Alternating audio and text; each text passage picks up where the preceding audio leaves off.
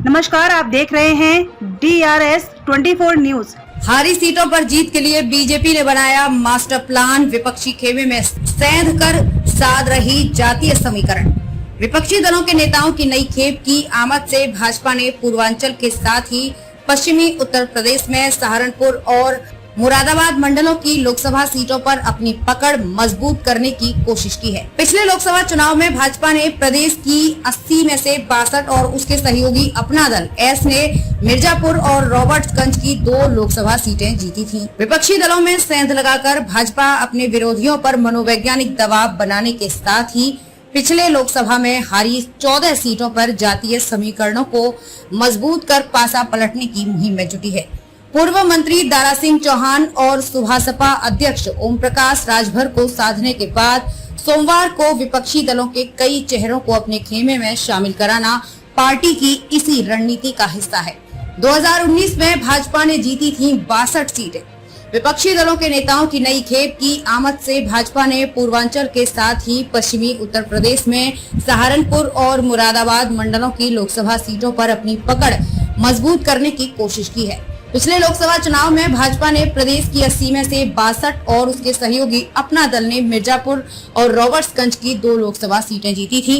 बाकी 16 बसपा, सपा और कांग्रेस के खाते में गई थी। उपचुनाव में भाजपा ने आजमगढ़ और रामपुर लोकसभा सीटें सपा से छीन ली थी। 14 सीटें अब भी पार्टी के कब्जे से बाहर हैं, जिनमें बिजनौर, नगीना, सहारनपुर, अमरोहा, संभल, मुरादाबाद, मैनपुरी, रायबरेली, अंबेडकर नगर, श्रावस्ती, गाजीपुर, घोसी, जौनपुर और लालगंज शामिल हैं। रेड जोन में है रामपुर और आजमगढ़ सीट। उपचुनाव में रामपुर और आजमगढ़ सीटों को जीतने के बावजूद भारत ने जोखिम के लिहाज से इन्हें भी रेड जोन में रखा है। सहारनपुर और मुरादाबाद मंडलों में सैनी बिरादरी की बड़ी संख्या है। भाजपा की सर्वाधिक हारी हुई सीटें मुरादाबाद मंडल में हैं। सहारनपुर से ताल्लुक रखने वाले पूर्व मंत्री साहब सिंह सैनी और मुजफ्फरनगर के निवासी पूर्व सांसद व रालोद नेता राज्यपाल सैनी के भाजपा में शामिल होने से दोनों मंडलों में सैनी बिरादरी पर पार्टी की पकड़ मजबूत होगी। दारा सिंह चौहान और ओम प्रकाश राजभर के बाद अब जौनपुर से ताल्लुक रखने वाले पूर्व मंत्री जगदीश सोनकर, राजनीतिक परिवार से नाता रखने वाली पूर्व विधायक सुषमा पटेल और सपा के पूर्व विधायक गुलाब सोनकर को अपने साथ जोड़कर भाजपा ने पूर्वांचल की जौनपुर सीट पर अपनी पकड़ मजबूत करने के साथ आसपास के क्षेत्र में भी दलित समुदाय और कुर्मी बिरादरी को बड़ा संदेश दिया है। लालगंज लोकसभा सीट पर साधा समीकरण।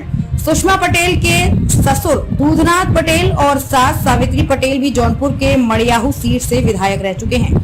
दलित और कुर्मी बिरादरी के इन नेताओं के भाजपा में शामिल होने से आजमगढ़ जिले की लालगंज लोकसभा सीट पर भी पार्टी की स्थिति सुदृढ़ हो गई।